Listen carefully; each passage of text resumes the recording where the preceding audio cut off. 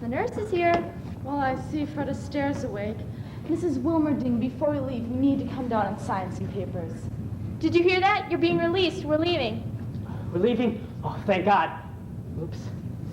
Well, I'll be dressed and out of here in 3 minutes flat. He's rather anxious to leave. Believe me, I know. I was his nurse.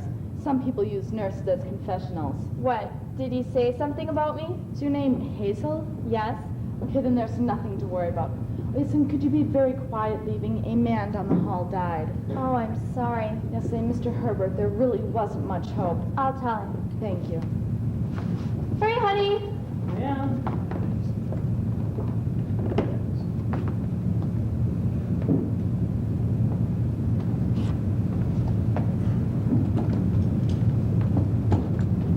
Faster than a speeding bullet.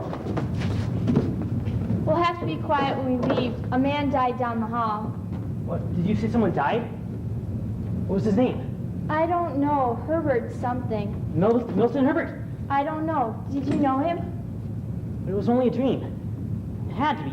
You knew him? Huh? Oh, no. I saw them bring him in. I thought you were in a hurry to leave. Yeah. Yeah, I am. Let's go. Just think. You can sleep in your own bed, at least until Wednesday. Wednesday? What's Wednesday? Mother's coming for a visit. What? I just get out of the hospital and I have to give up my bed, so gee. Fine. I know how you enjoy your visits. You don't mind? I don't mind. Be careful, I'm a sick man. Let's go. Market change in patients, Saturday, November the 16th. Hey, this guardian angel stuff isn't that bad. Not for 3. Bless you.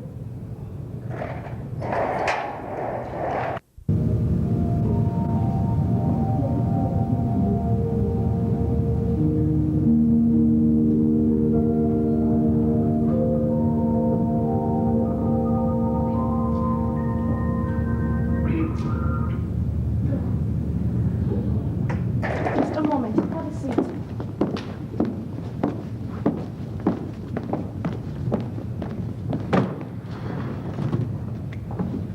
Still 12:15. What, dear? The clock on her desk was broken last time we were here. Now what's the point of having a clock if it doesn't tell time? She probably has a wristwatch. Yeah, Mickey Mouse wristwatch, no doubt. Mrs. Clemens, David, sorry to keep you waiting. Oh, that's okay. The most important thing is to get David settled, don't you think? Oh, you're right. I'll take David straight up to his room. Would you two like to say goodbye now? I could wait out in the hall. Oh, I'd like to go with him. I'm sorry, Mrs. Clemens.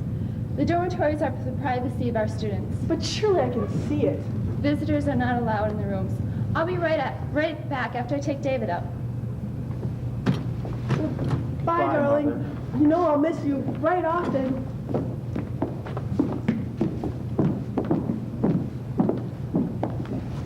Well, here it is. So how does it look to you, David? Okay, I guess. Good. I'll check in on you after you've had time to unpack. You call on me if you need anything, won't you? Yeah.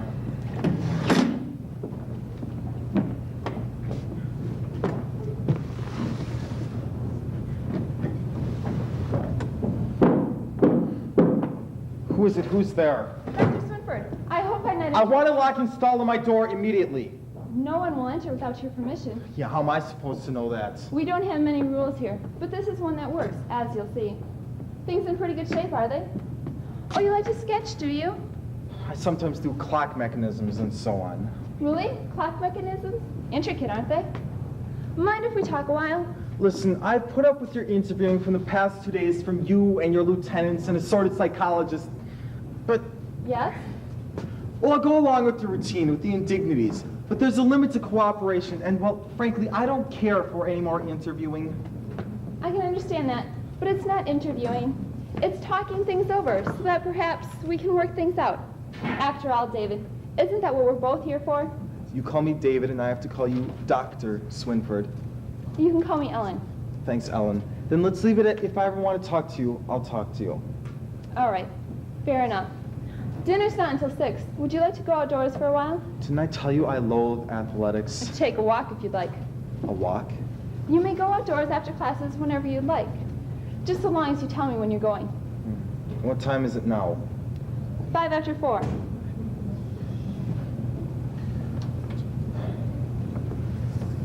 May I see your watch? Don't touch me! I just want to see the watch. Do you have any others? An old pocket watch, but I'm afraid it isn't working at the moment. Yes, the clock in your office isn't working either. Haven't had time to call a repair service. Well, I guess you'll have time now. The time you saved by not talking to me. Right. See you at dinner, David.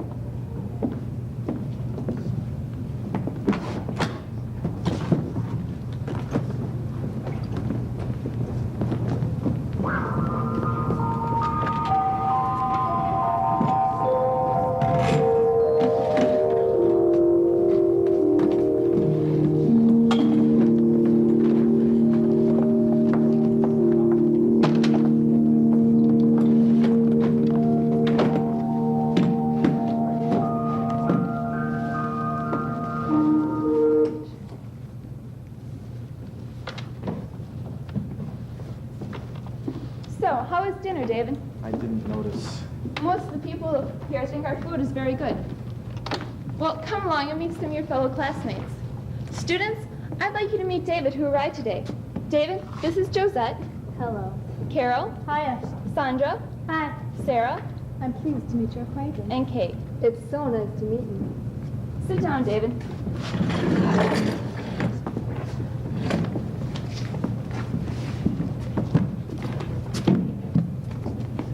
You're new, Foo-Foo.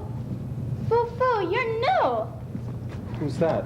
She's one of our pupils. Her name is Lisa. Hey, you, new guy. How old are you? 16. Where are you from? Connecticut. Do you mind if I ask how tall you are? 6'2". My brother's 6'1", man. Nobody gets snotty with him. My old neighborhood, we had a cop scared stiff. We'd go up on top of the roof and drop bricks on them. What for? Because they're cops, stupid. What are you staring at? I merely wondered if that's a locket or a watch. Troublemaker, huh? You no sooner get here than you're making trouble. Do you play chess? Yes. If I get the set, will you play a game with me? You can't. There's going to be a meeting in a little while. Isn't that right, Alan? We're going to decide what clubs we want for this year. I'm voting for the dramatic club like last year. Yeah, we know. You're gonna be an actress like Cynthia Snotnose. Melrose! Isn't it Melrose, Ellen? She's my stepmother. Have you seen her on TV? You know, David, it is so nice to have someone here who is really civilized, who can appreciate the finer things in life, if you know what I mean.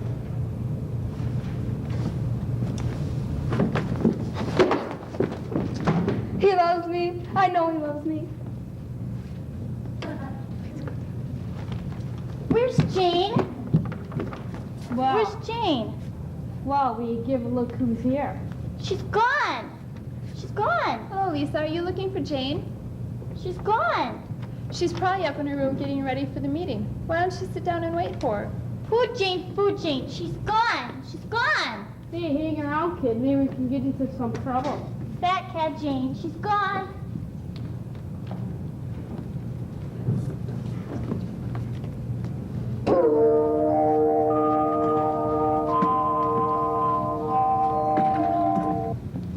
No, Muriel.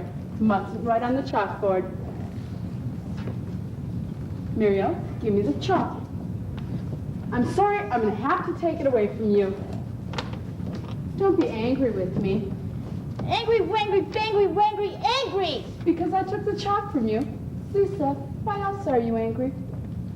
It's you, you fool. It's you. Jane is a louse. Big fat louse and a little gray mouse. May I have a word with you?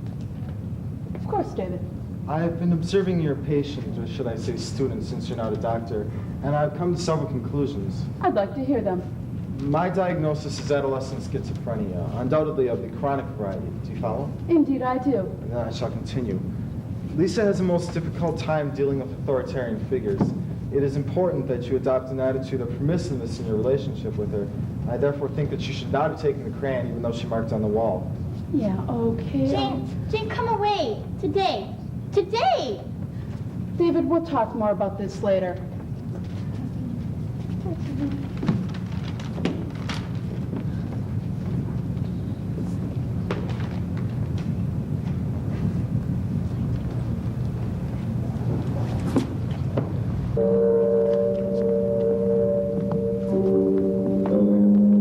game. You will? Gee, that's great. You're probably a better player than I am. Mind if I go first? Go ahead. Let's stick together, shall we? Let's be friends to each other. I dance, you know. Do you want to come up to the music room and dance with me sometime? I don't like dancing.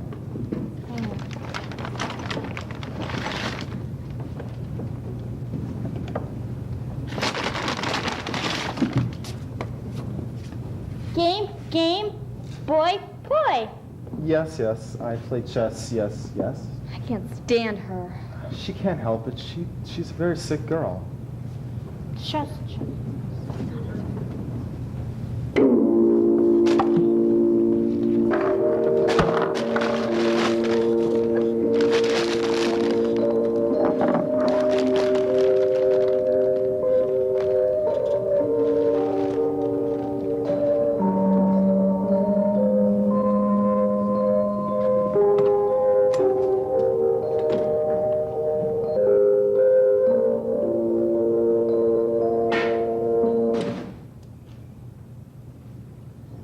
I'm going out. It's a good idea. First sunny day we've had in weeks. I suppose you've heard that I've been playing a lot of chess with Sarah lately. And so I understand. Not much competition, though. I always seem to win. You know something? What's that? Remember that business you said about Lisa getting to me? I remember. Well, she is rather interesting. I mean, her face is interesting. She's pretty. She's got beautiful eyes. Pretty, beautiful. I didn't say that. No, I did. She does have interesting eyes. I think so. Do you think she'll ever get better? Years from now, maybe.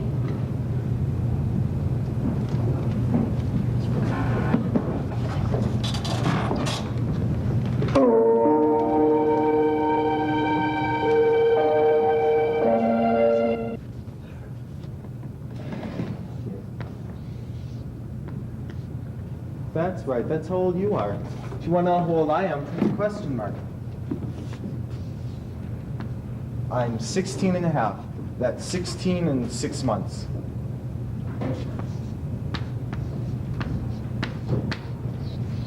Ellen? Oh, I don't know, 45, 46 maybe.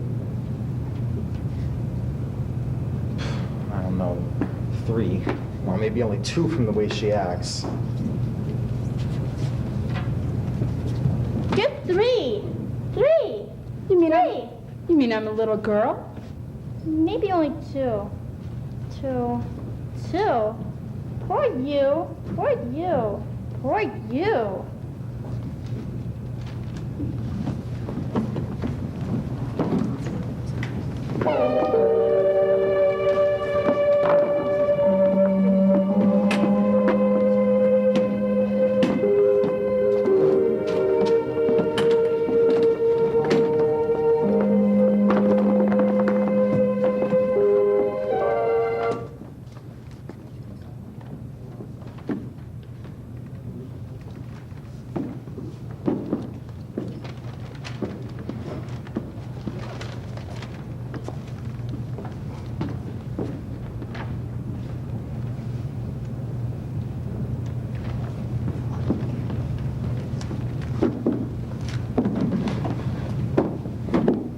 Man, oh man, oh man. Well,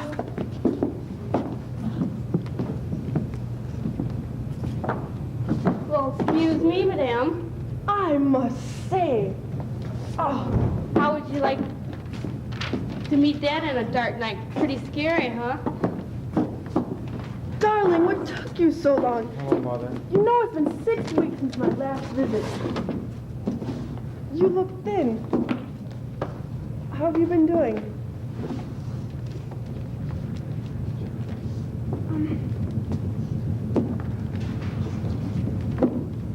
I got the pajamas you sent.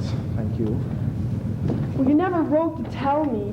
You could have just told me, just a little letter. Let me know they got here on time. I looked all over in 3 different shops to find plain white ones for you. Thanks. No one thanks. You could just... Where's Father? He's in Chicago, just did a meeting. How are you getting on? Ellen's okay. Ellen? You call her Ellen? That's a little bit disrespectful, don't you think? Ellen doesn't go in for all of that respectful nonsense. You see that girl over there? Indeed I do. She's from New York. Every other word... No, don't tell me. I do not want to hear this. What is a girl like that doing in a place like this anyway? Some welfare agency put her in here a couple of years ago. She's crazy, you know, schizophrenic. Yeah, stuck her in here after she got arrested for the 3rd time. For what? Well, you know, that's what she says. I personally think it's just delusions of grandeur.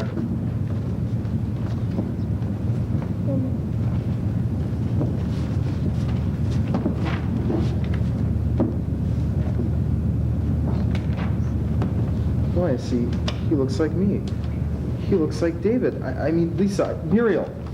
He looks like Muriel. Poor child, what's wrong with her? She's schizophrenic. Come on, let's go.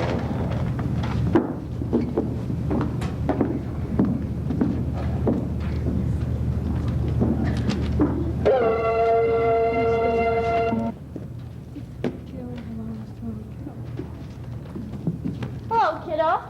Hey, kiddo, hello. David, look at me. What do you see? I see a girl. A girl who looks like a pearl. A pearl of a girl. I'm a girl. Pearl of a girl.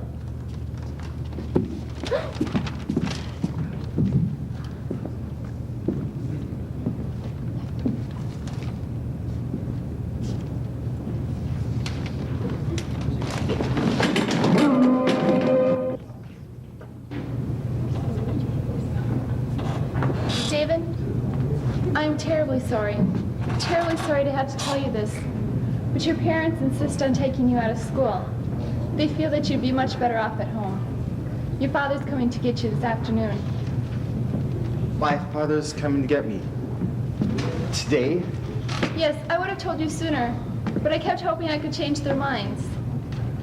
You're not going to just let them take me, are you? I can't prevent them from taking you legally. You have no legal hold on me. No. You're just old Dr. Swingford. Mind reader, dream reader, head shrink, and witch doctor. I come, I go. What difference does it make to you? What do you care? I care very much. Yeah, don't worry. Another scatterbrained lunatic will be in here to take my place really soon. You won't lose a cent. Do you think I like you because I'm being paid to? I'm absolutely against your leaving. I'm glad my parents are getting me out of here. I'm just as angry at your parents as you are. At least they have the sense to admit their mistakes, not like you. And what mistakes have I made? Your first one was getting born. And after that? Becoming a psychiatrist. Can't you stop asking questions? Can't you? The damn useless clock. It's all right about the clock. It can be fixed. What do I have to do? Break everything in this office to get you to cut out that understanding the kid stuff? You want me to fight back against your parents, don't you? I did. Believe me, I did. I hope they'll reconsider. And if they do, maybe you'll come back. Don't hold your breath.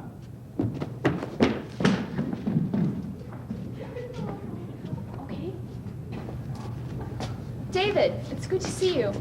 My parents don't know I'm here. I just packed a bag and left. I have to call them. You understand? I won't go back. I won't go. I think it'll be okay. Do you?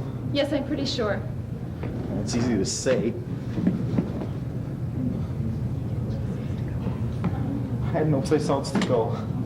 I didn't know where to go, so I just came here. I'm glad.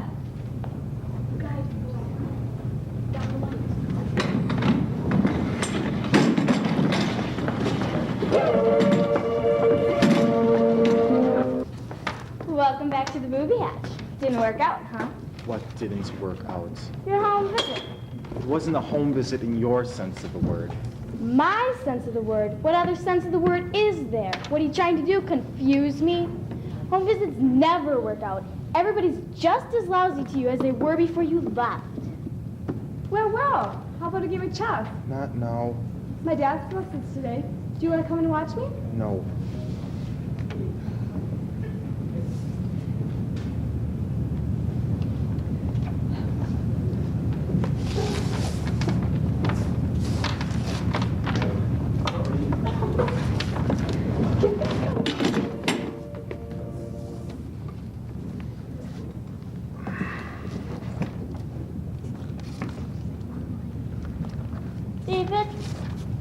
David, say to me, what do you see?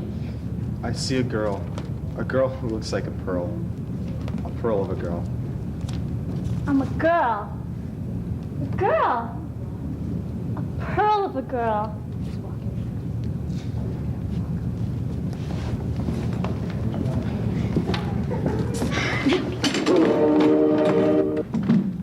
You know, when I was waiting in the train station to come back here, I saw this woman. She was colored, and she was just holding her son. I just stared at them. They were so peaceful. How did that make you feel? I just watched them. That woman loved the boy. I could tell by the way he leaned against her, the way she had her arm around him. I just felt myself being part of it. That woman never knew it, but she had 2 sons. Odd, isn't it? I don't think it's odd at all. Do people change, Ellen? I mean, can they change? Yes, I believe that they can, and that they do. Easy to say. That doesn't make it any less true. Take Lisa, for example. She's friendlier, her speech is improving, and she likes to learn new things. Do you think could I? Yes, David, you're changing. Maybe that's why I didn't like it at home so much.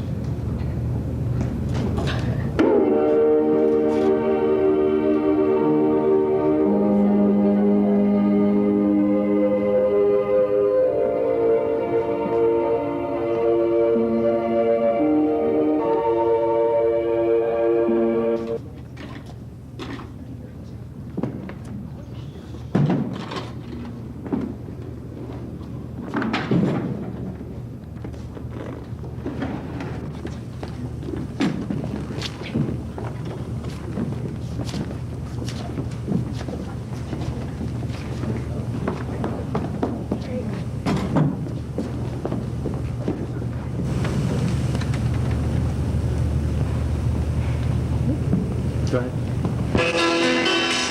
She rides the night next to me. She leads me through moonlight, only to burn me. Now look who's here. She's okay. She won't bother us. Now, Lisa, you have to sit down over there and just be very quiet, okay? Go ahead.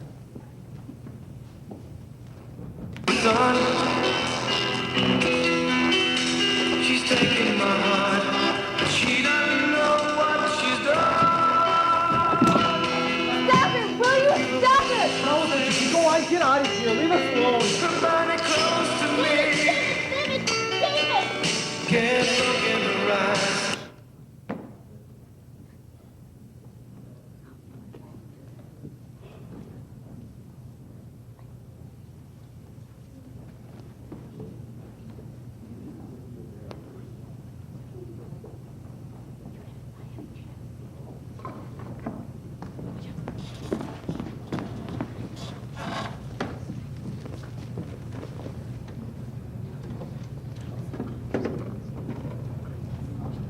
Lisa, have you? No, why? She's run away, I know it. She left. We haven't seen her. Tell me what happened. We were in the dancing room. Sarah and I were dancing, and Lisa came in and bumped her. And she got all mad, and I told her to leave, and Nobody's seen her since. I've checked her room. Her coat's not there. She must have gotten out a main floor window. it was only about 20 minutes ago. She couldn't have gotten far. We'll fan out over the neighborhood. I want to help. It's my responsibility. The least I can do is help look for her. All right, come along, David.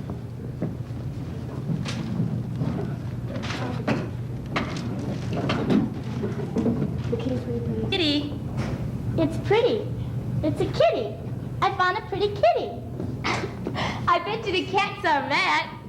The big fat cat saw a big fat rat. The big fat cat saw a big fat rat. The fat is cat. The pretty fat cat. The cat is pretty. The cat is fat. I don't know how to skip. Can you teach me how? Okay. Hey! Hey, you! Where you taking this child? Ain't I told you never to play out in front of the house alone? Ain't I told you never to go out with strangers? Well, you should be ashamed of yourself. Big girl like you taking off with a little kid. Where are to call the cops? Get out of here now! Scoot! Scoot! You man.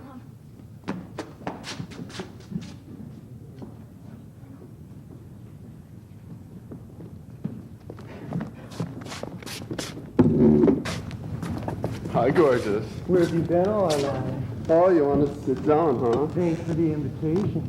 Oh, what's a slick chick like you doing all by your lonesome? Oh, Cold. The poor little thing's cold. what do you say, David? Let's warm her up.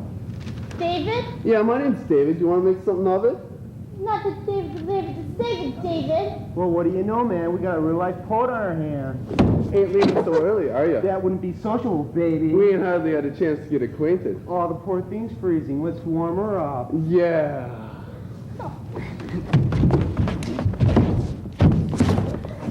Lisa? Are you okay? David?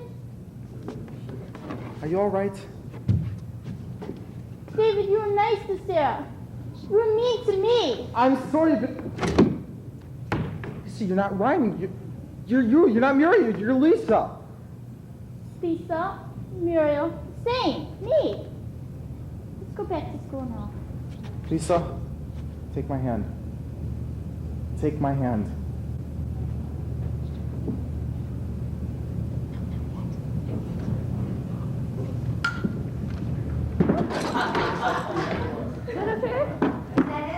Yeah, I think. What is love? What happens when you fall in love with someone you're not supposed to fall in love with? Is it possible to love more than one person? How can two people stop loving each other? How do you know if you're in love with the person, or if you're in love with whom you want the person to be? What is love?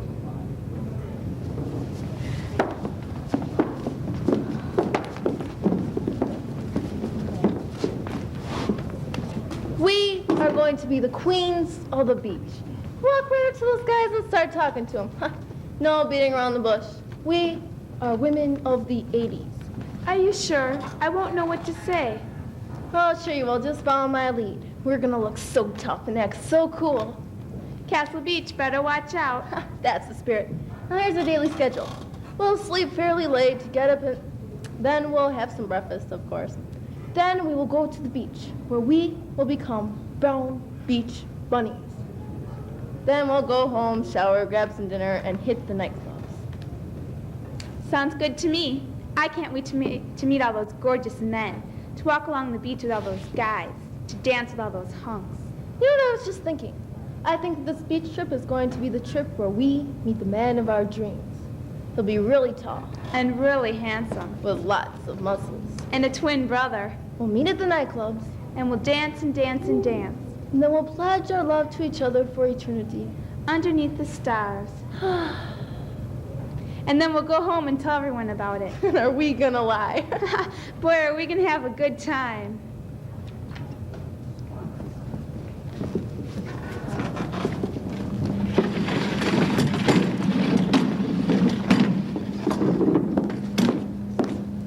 I remember one time when I was a little kid in kindergarten, we used to play a game called Make the Alphabet. The teacher would give us all a letter, and we would stand in a line and arrange ourselves so that when we held up our letter, we would make the alphabet. Well, 3 of my friends and I were so sick of that game. We went and hid behind the blackboard, while the other kids went around screeching, "Where's O? Where's V?" Anyway, the teacher found us eventually and asked us just what we thought we were doing. Well, we come up with the greatest answer. I piped up, We're making love. You should have seen that woman's face. I remember holding out my hands to catch her eyeballs because they really looked like they were going to fall out. Then she realized what we were talking about. See, the letters she gave us were L, O, V, and E. Get it? We made love. You know, I still don't know exactly what making love is. Yes, there are still some of us left. I tell you one thing, though. I'm curious as heck.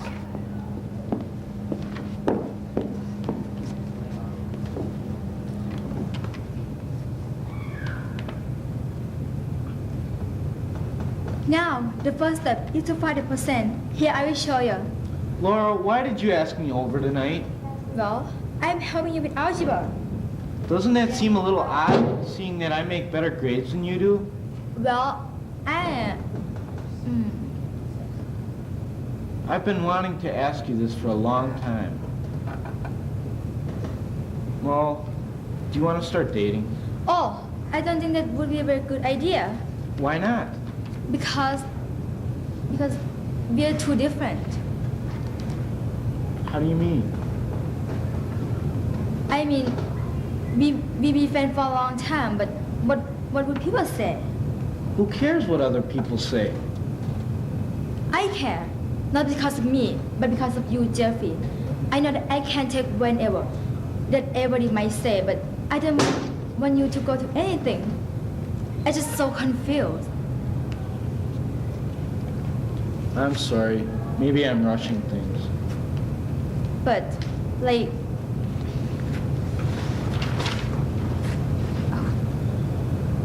I just hate this. I absolutely hate this. I can't get it off this feeling inside of me. I tell you what, how about we just try it and see what happens? Okay. Okay, just like that? I've got to do something. I have feeling like this, so does this mean we are a couple?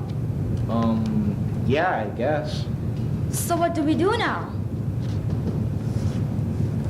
I don't know, do you want to practice? Yeah.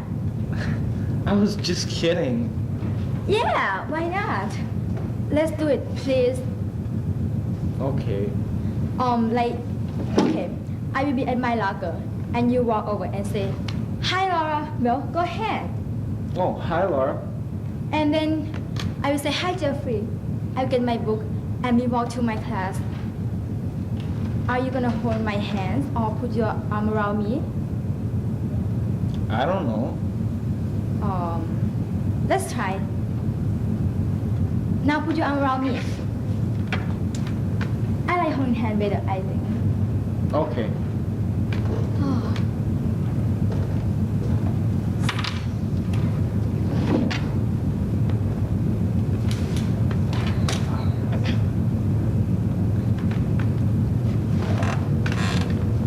Hey, everybody. I said, hey, everybody. Jeez, what's the matter with you guys? All right, one more time. Hey, everybody. That's better. So how are you doing? I like your outfit, babe. That's really cute. Hey, why are some of you staring at me so strangely? Oh, what I'm wearing? Well, let me tell you a story about why I have on what I have on, if that makes any sense. I tell stories a lot. Get used to it. One time I was telling the story, and it got so long involved that the director had to come up and tell me to cut it. Anyway, what was I talking about? Oh yeah, what I'm wearing. Well, you see, there's this guy who I'm in love with, who just happens to be this famous rock star. And someday, I know that we're gonna get married. There's just one problem, though. He doesn't know who I am. But I'm working on it. Gosh, I love him. I love him. I love him. You know what I mean, babe? So anyway, I was at one of his concerts. Shoot, I've been to all of his concerts within the distance Mrs. French will take me. Mrs. French is my mother. I'm calling her Mrs. French right now, because I'm mad at her. You all know how moms can be, don't you, babe? So I was at his concert, and I decided to set off a skyrocket. It was an outdoor concert. I had my friends, Ralph and Bernard, lift me up on their shoulders so that he'd be sure to see me, and I wore this so that he'd be sure to remember me. And that's when the pink smoke would blow up. You know, babe, like I dream of Jeannie Head. Ralph and Bernard are my best friends. Actually, they're my only friends. Kids at school think I'm a little strange. Can't imagine why. Can you, babe? Ciao, babe.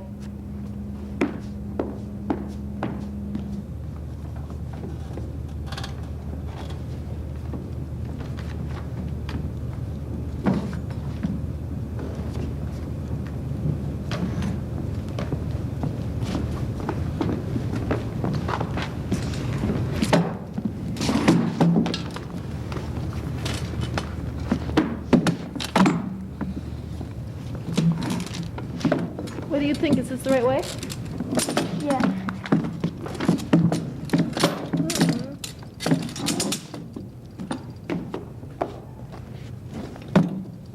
Kim, could you help me?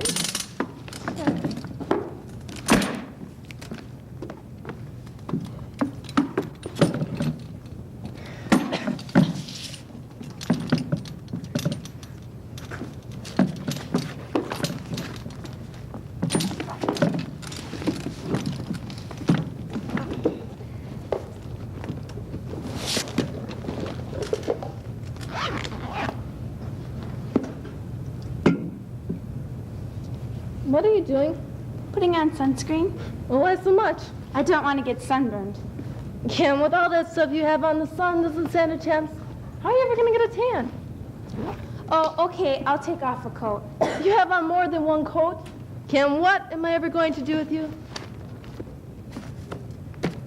Now, this is the life.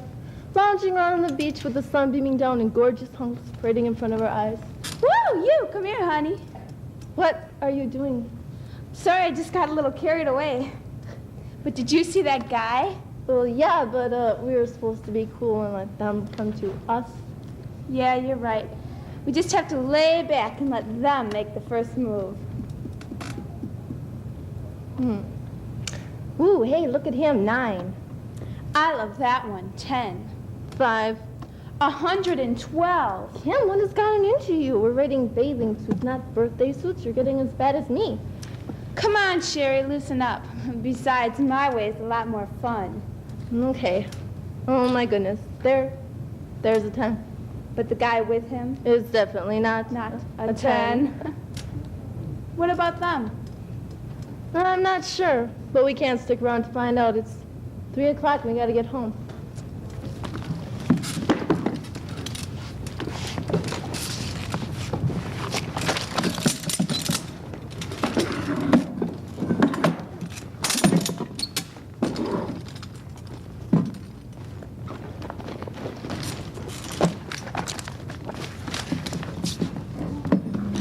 I'm pretty good in school.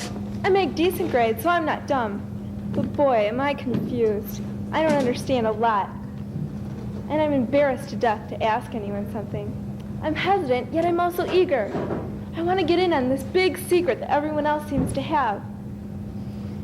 If I could just sit in a pitch black room with somebody and ask them whatever I wanted to, I think I would feel a whole lot better. I wish there was someone I could talk to. I can't talk to my parents. If I said anything to them, they'd ground me until I was about 30 years old. That's how old Mom was when she married Dad. Sometimes I think I'm just a teenager. I'm not supposed to know all this stuff anyway. Then I think everyone else and their 2-year-old sister could write a book on the subject. God, I wish there was somebody I could talk to. I can't even talk to my friends. They just make fun of me, and then I feel even more stupid. I wish I understood this mess.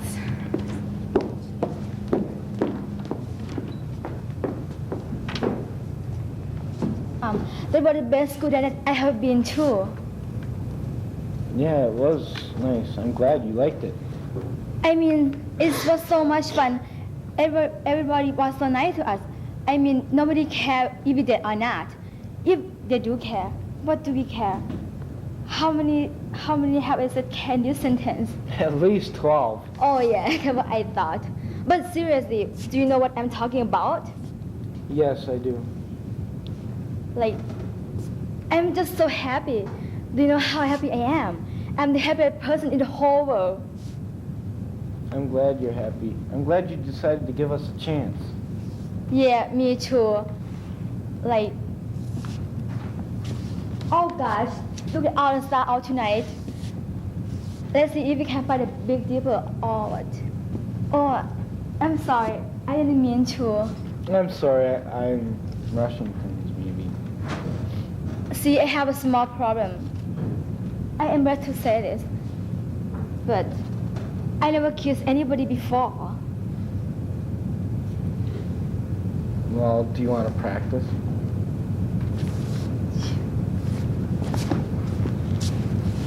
I don't know how to do it. Let's just do it, okay? All right. Oh.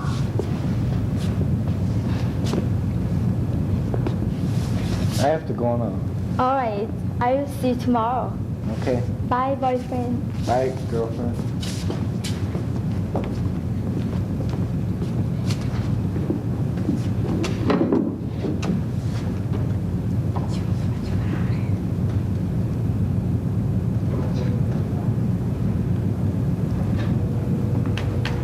You see, I'm at this party, and this guy, who just happens to be my date's manager, just passed out.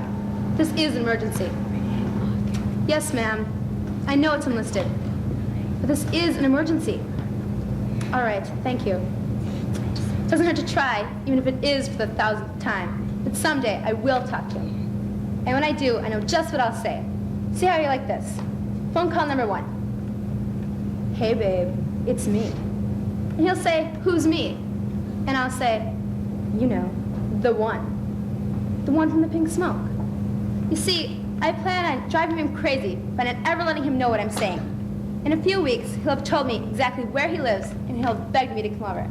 Then one day, I'll just happen to stop over, ring the doorbell, he'll open it, and we'll just stare into each other's eyes. And then I'll say, I'm the one from the pink smoke, and the rest will be history. There's just one problem, though.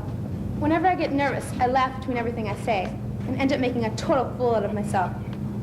Have you guys ever done that?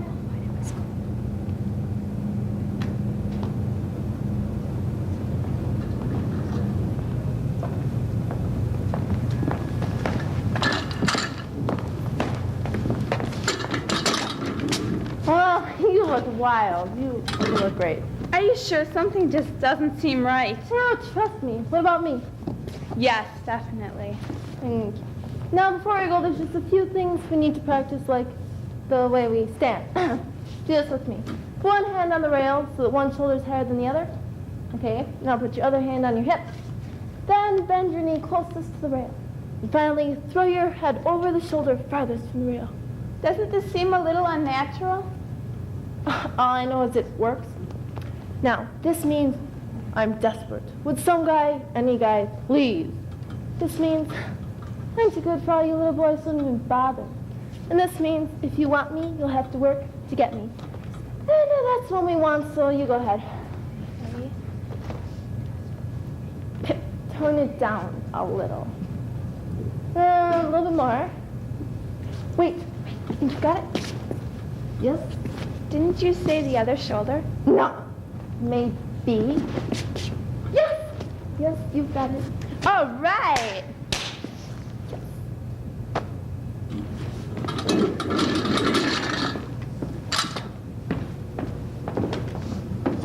It all happened one day in algebra class.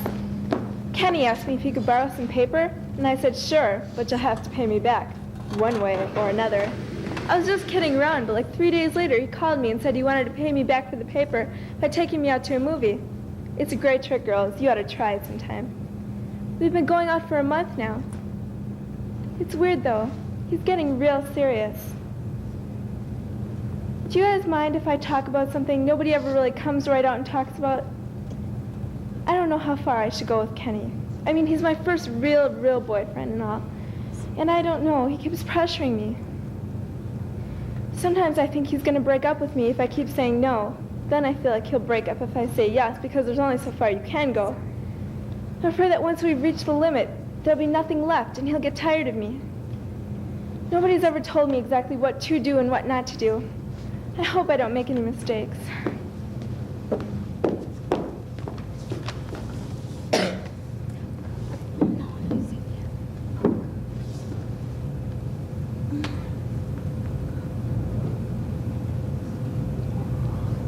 Oh, girl, you're gonna bite my finger off. Oh, I'm sorry. Are you okay? It's just this movie. I'm sorry.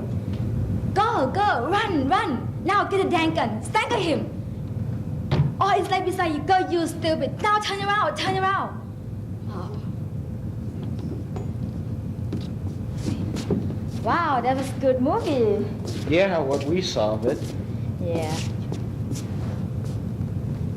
Well, It's getting late. I don't want old Jack coming out here and having a... Well, fit. don't worry. That's probably asleep. I still have another whole 3 minutes.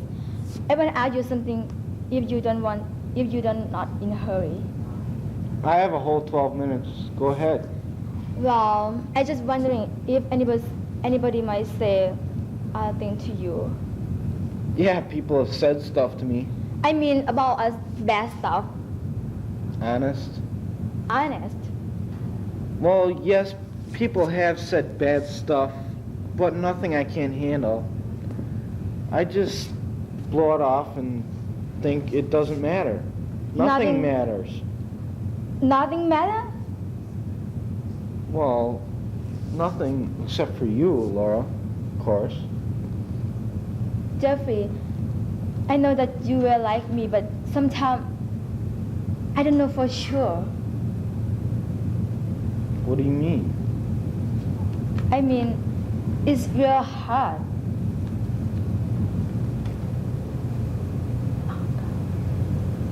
Oh, what do you mean?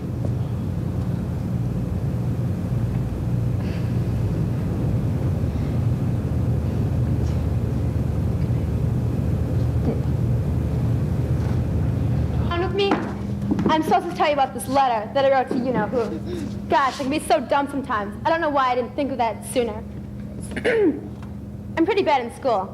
Actually, I'm terrible. This is what happens when teachers find out that I'm in their class. Jim, Agnes, Frank, Mary. Mary! Mary! No, no, not Mary! Anyway, I wrote him this letter, and all I wrote was right back. And I wrote exactly 1,000 exclamation points after it. I plan on sending him one every single day until he writes back. The next one's just going to say, right back. And it's going to have exactly 1,100 exclamation points. You guys don't think I'm crazy, do you?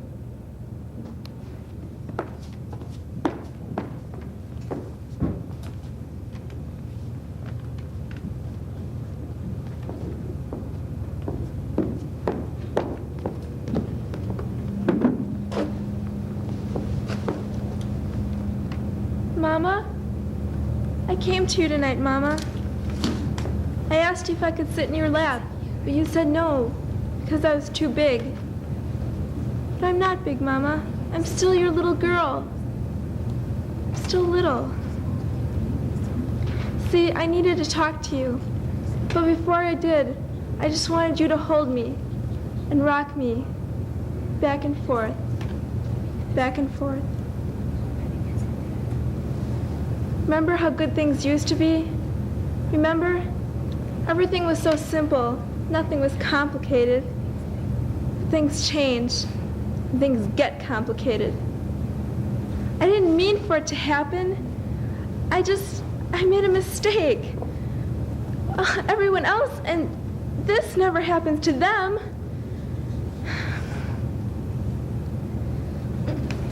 I don't know. I never wanted it to happen. I never even wanted to. Mama, please, please let me sit in your lap again. Please.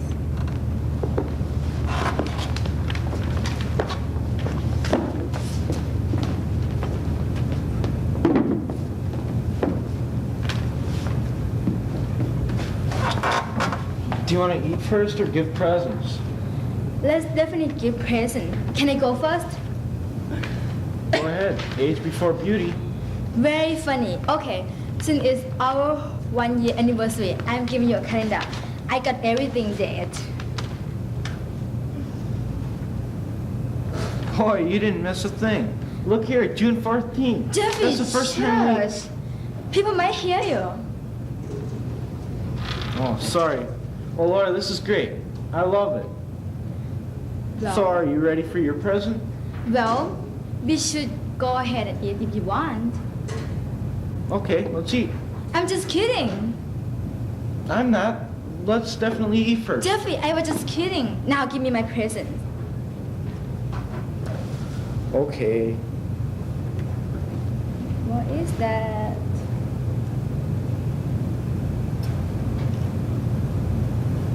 Uh-oh. Jeffrey, I love it. It's beautiful. I absolutely hate it. You hate it? Why? Because it costs more than $10 limit. Yeah, I know, but I just felt it was worth it. Did you... Well, would you please put it on me? Sure. You know what? I don't understand why people love each other. I mean, they were very in love. Like, oh, it's beautiful. And I also can't understand why at first one person leaves somebody and then somebody loves them back. And then they stop loving each other?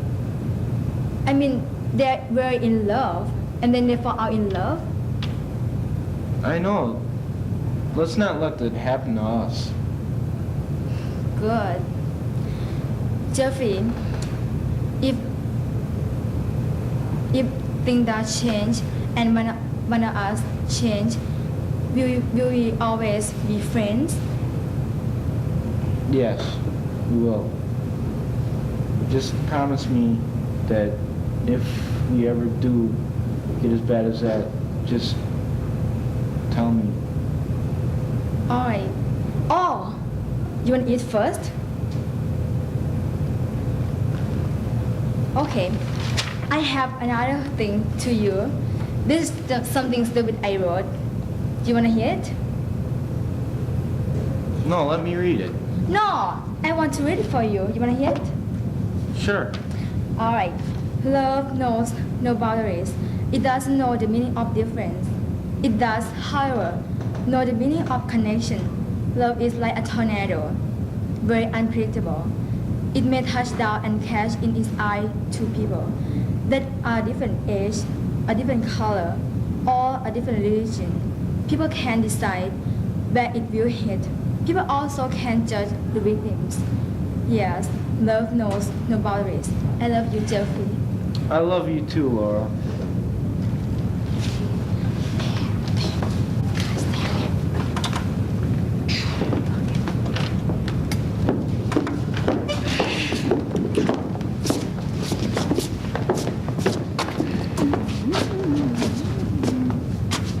What is love?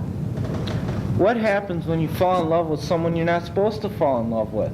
Is it possible to love more than one person? How can two people stop loving each other? How do you know if you're in love with the person or if you're in love with whom you want the person to be? What is love? Now, say what you will, but I'm of the firm belief that the more pools we fill, the more the world is safe for democracy.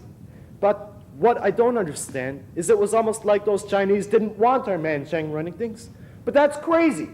Who wouldn't want American guidance? Had to have been the Russians brainwashing them. It's the only logical conclusion, right? We've done lots of things to fight the commies.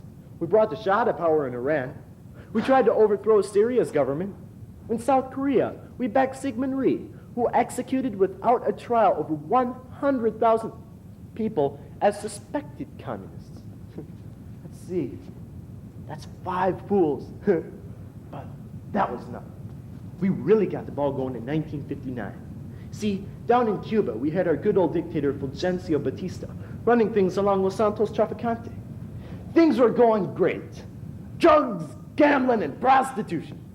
And Batista would ignore it all for his cut of the profits. Then, in 1959, the socialist Fidel Castro and his buddy Che Guevara overthrow Batista in a so-called popular revolution. So, under Castro, Traficante and the mob had to leave Cuba.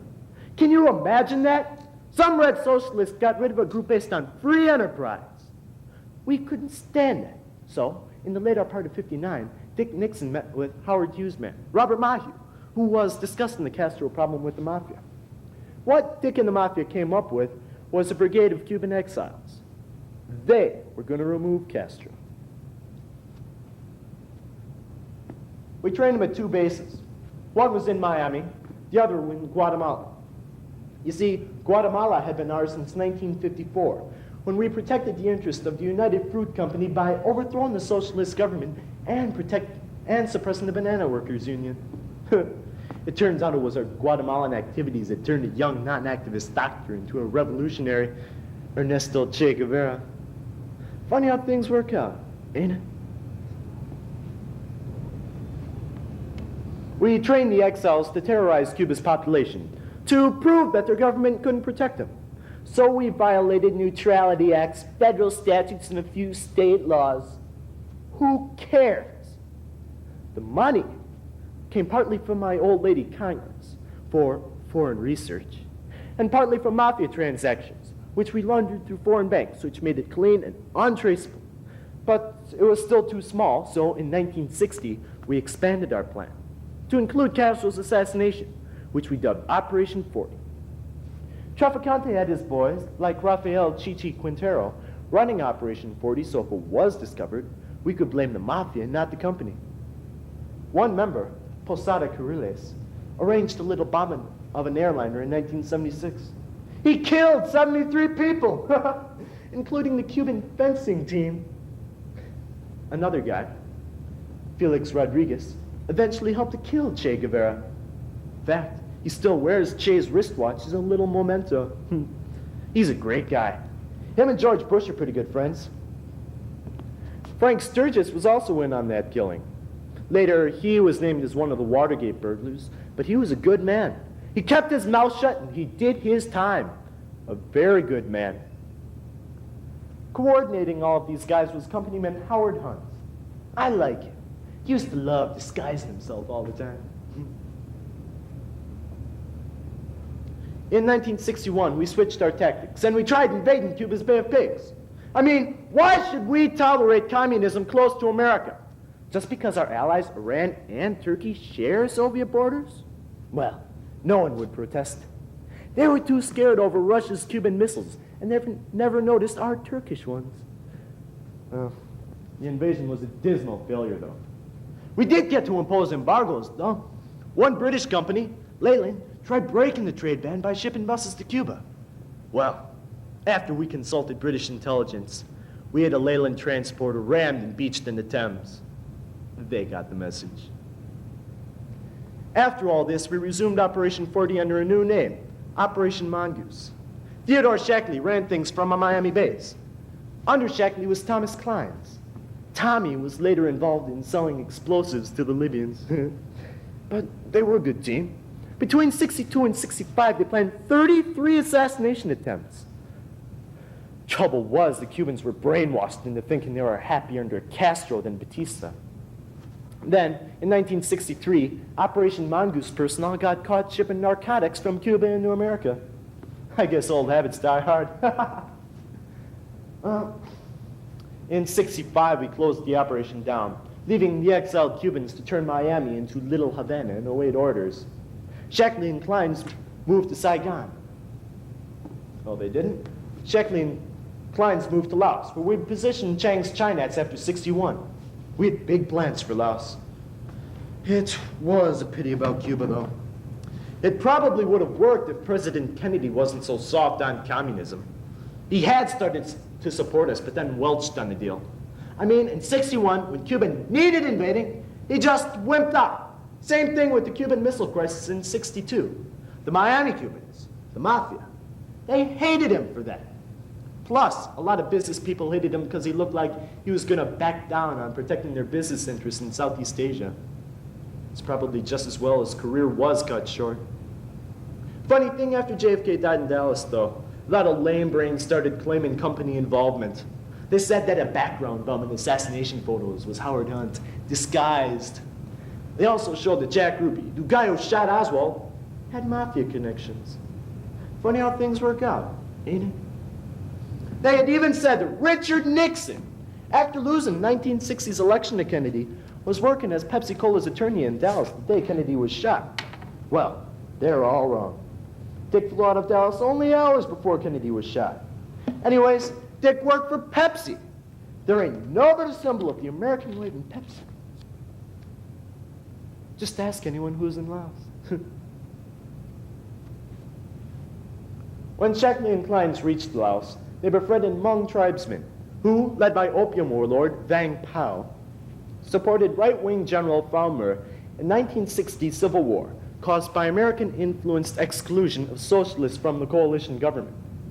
Felix Rodriguez and Chichi Quintero trained the Hmongs in assassinations.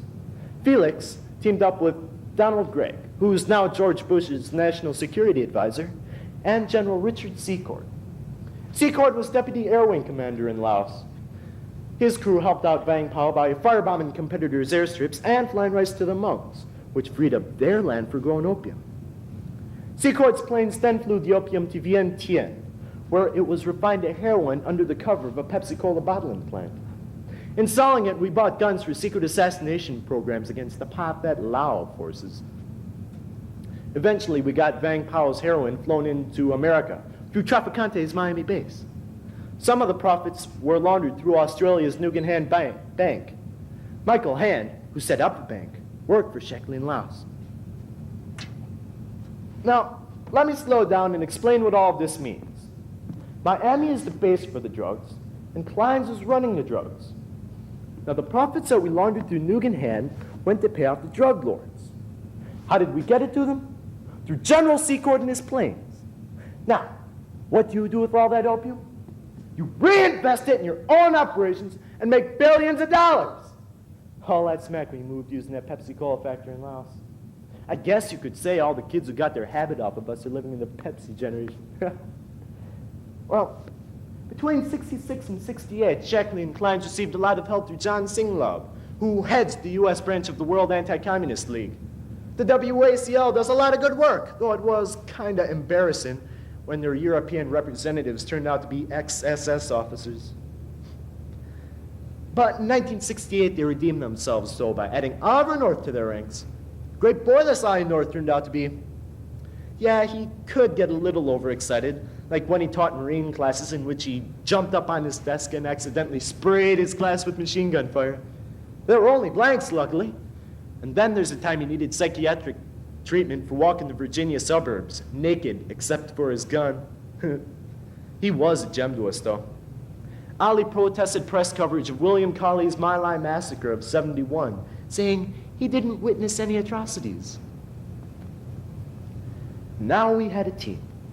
Shackley, Klein's, Singlaub, North, and Secord. And now we had a president we could work with. Richard Nixon. Maybe Kennedy could have beaten him, like in 1960, but Kennedy was dead. We had a field day under Nixon. In '69, Shackley and Klein's moved to Saigon, where they directed Operation Phoenix, which was the assassination of Vietnamese citizens suspected of collaborating with the National Liberation Front commies. Some were teachers, clerks, you know, the educated people, dangerous types. By 1971, company director Bill Colby said, Operation Phoenix personnel killed 20,587 people, which is only one lousy pool. But the American-backed South Vietnamese government said Operation Phoenix killed 41,000 people. 2 pools is more like it. But in 1971, Phoenix was exposed and my old lady Congress started bragging that it was illegal and had to stop. Our boys kept that operation until '75. That old teacher was boss. Meanwhile, in '72, Shackley handled our difficulties in Chile. Another socialist, Allende, was in through popular election. Henry Kissinger took the words out of my mouth when he said, I don't see why we need to stand by and watch your country go communist because of the irresponsibility of its own people. So, Shackley organized Operation Track 2 and in '73 off the Allende.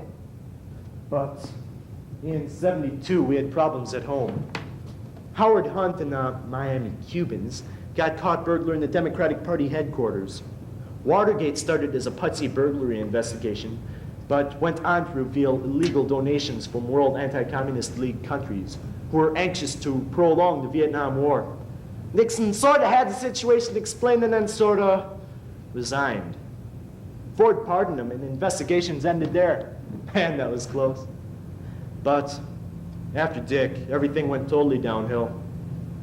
The Vietnam War ended and we had to pull out of Laos. Shackley was able to lose a couple thousand tons of weapons, which he stashed in Thailand for reserves. Shackley and the rest of the boys then moved to Iran and put the drug profits safe with Nuke in hand. It was a pity about moving, but we had done our job. We had dropped 2 million tons of bombs, more than on Germany and Japan together during World War II. We left hundreds of thousands dead, about 11 swimming pools.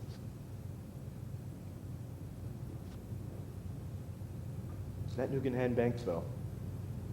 13 branches in WACL countries that paid our heroin bills, laundered our drug profits, shielded tax dodgers, and monitored Asian troop movements. Ain't many banks with service like that. Why, a bank that opened in Thailand, handling nothing but drug money, adjoined U.S. Drug Enforcement Administrative offices. They even shared the same receptionist. But in 1980, the bank collapsed amidst investigations, and Michael Hand's partner, Francis Nugan, blew his head out. We've had a hard time since Watergate, but if Ford was reelected, Shackley would become company director. But Carter was elected, so Stansfield Turner became the director. Carter and Turner then retired 800 operators with shady pasts. A stupid peanut! How could he expect us to run our wars 800 men down?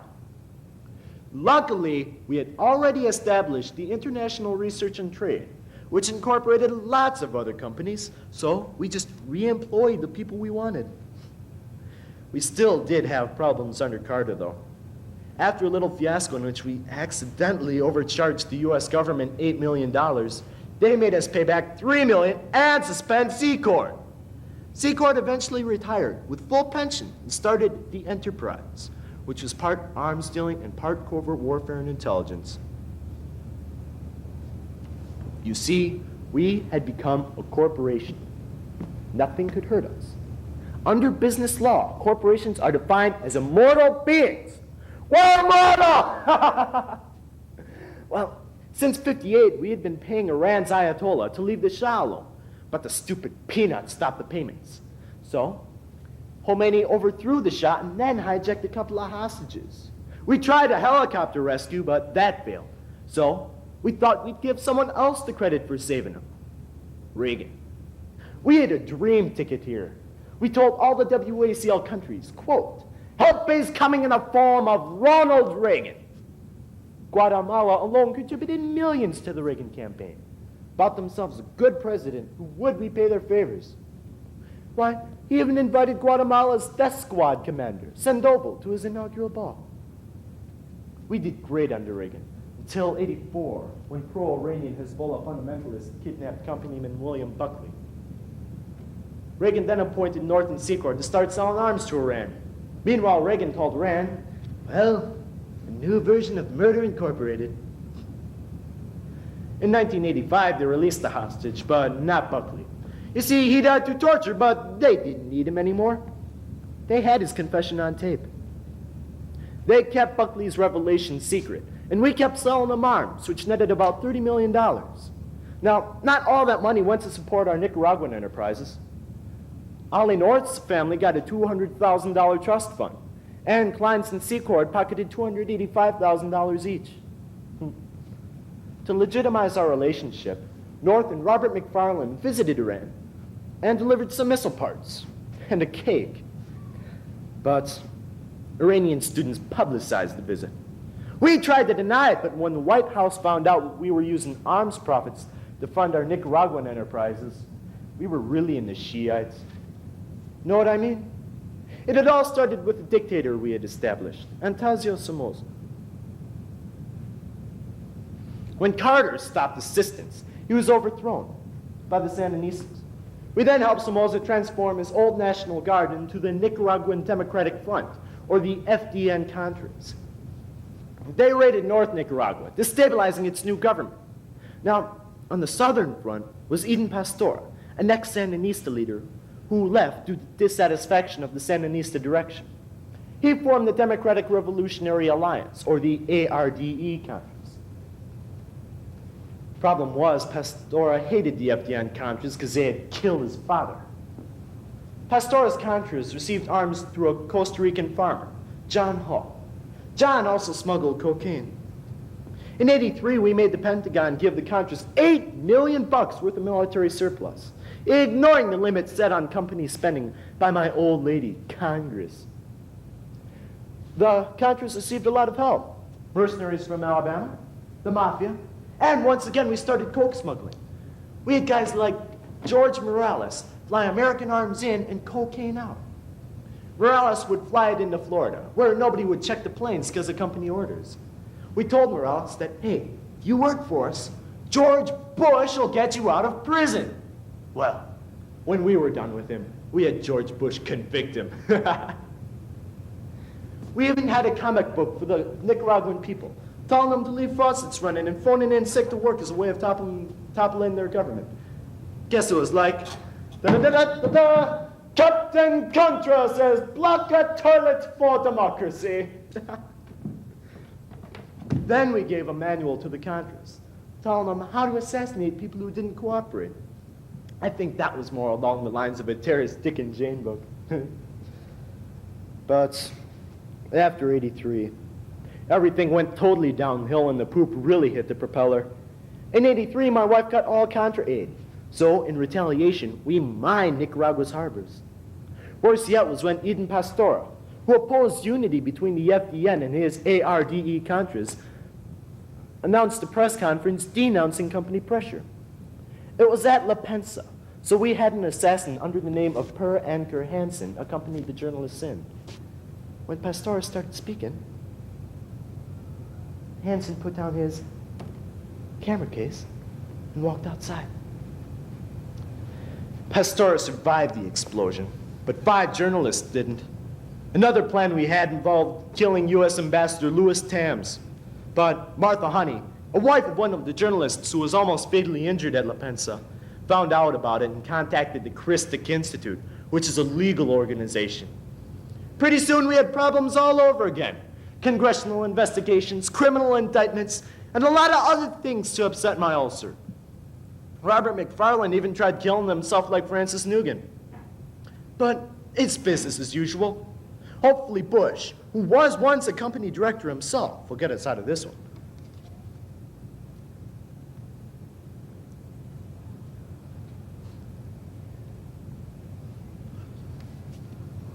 Now, if you didn't understand everything that I've been telling you, that's okay. Things always get real confusing in war and... What's the word? Oh, well. You see, the less you understand and the more you don't care, the better off we are. So you just forget all the stuff that I've been telling you. And you believe the story that we're feeding the public. That the company is protecting America and the world from dictators, drug smugglers, and terrorists. And that Sheckley, Kleins, and the rest of the boys are American heroes. Well, it's the truth, right? Tell you what, you want to buy into the company? We ain't after your money. You're a taxpayer. You've already got it. We just want you to be ignorant. That's all. My line, massacre in North D.C. Baby crawling down the road was shot at by a soldier. He missed it, his blood was last. He stepped closer and fired. He missed. He then stood on top of the baby and shot. Not on that. Just pretend nothing is going on. Come on, live for today. Like all those people who phoned in during the Iran-Contra hearings, complaining about missing their soap operas. Here, look inside. See what's in it for you. A Nicaraguan farmer who was interviewed in 1985 told how a Contra unit came and shot him and his son. His son died in his arms. When the father regained consciousness, he found his pigs were eating his child's brain. His wife, Rosa, had her breast cut off and her heart removed. Come on, do it! I'll defend the American way of life. Hey, we're readying your kids up for war anyhow. We've already got slogans like, "Kill 'em all, let God sort 'em out." Hey, wait a minute. Where are you going? Don't you believe me? What, you communists? That's gotta be it. You've been brainwashed too. What's the matter with you? Aren't you proud of America? Aren't you proud of America?